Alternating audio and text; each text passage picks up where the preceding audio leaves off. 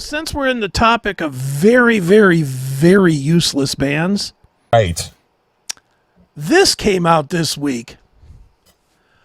I hate to crack on this guy because I don't know this guy, and I'm pretty positive you don't know this guy either. I know our friend Bob Nalbandian knew this guy. Okay. But what he is doing might be the all-time lamest thing yet. And that's a big statement, and I know that. All right. So, this week it was announced the return of Steve Plunkett from Autograph. Okay. I'm not going to read the story. I'm just going to tell you what it is. He re-recorded the debut Autograph album. See, we talked about this so many times, and I just don't get it.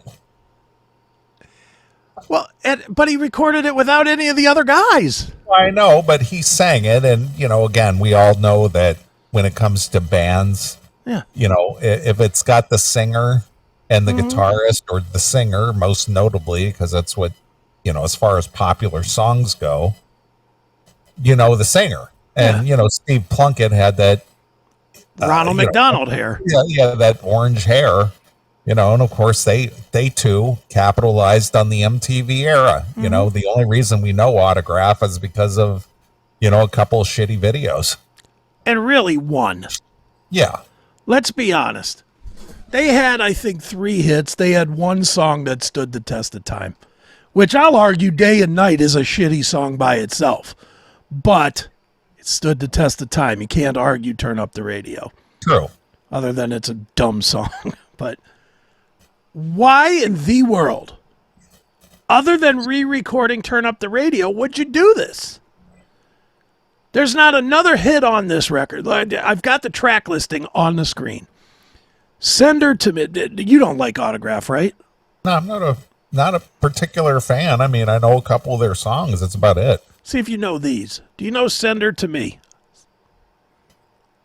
Send her to me. Send her to me. I may know it, but I mean, I couldn't tell you the lyrics.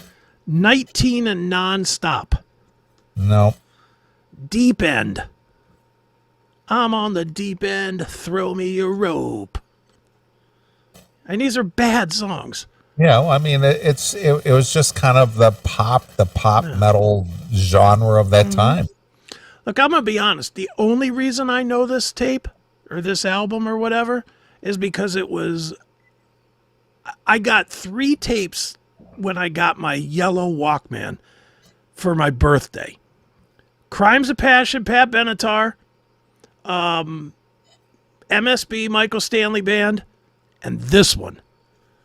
Sign In, Please. So I played it a lot. So I know all these songs. But this wasn't even a platinum album, for God's sakes. Why in the fuck would you re-record an album that didn't even go platinum in the platinum era? That just makes no sense, does it? No. How old is Steve Plunkett? He's got to be in his mid-70s, right? He must be mid-hundreds by now. I mean, holy shit. Steve Plunkett.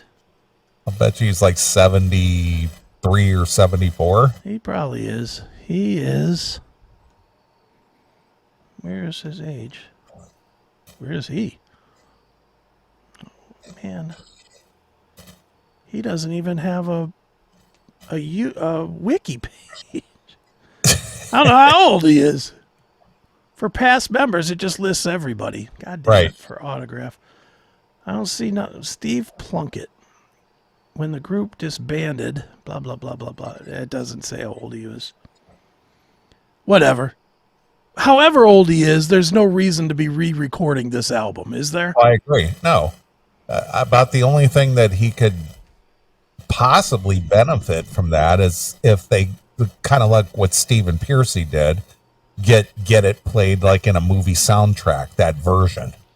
Right. Because like I think Round and Round, the Rat song Round and Round, the Stephen Pearcy re-recorded version was used in The Wrestler. Sure.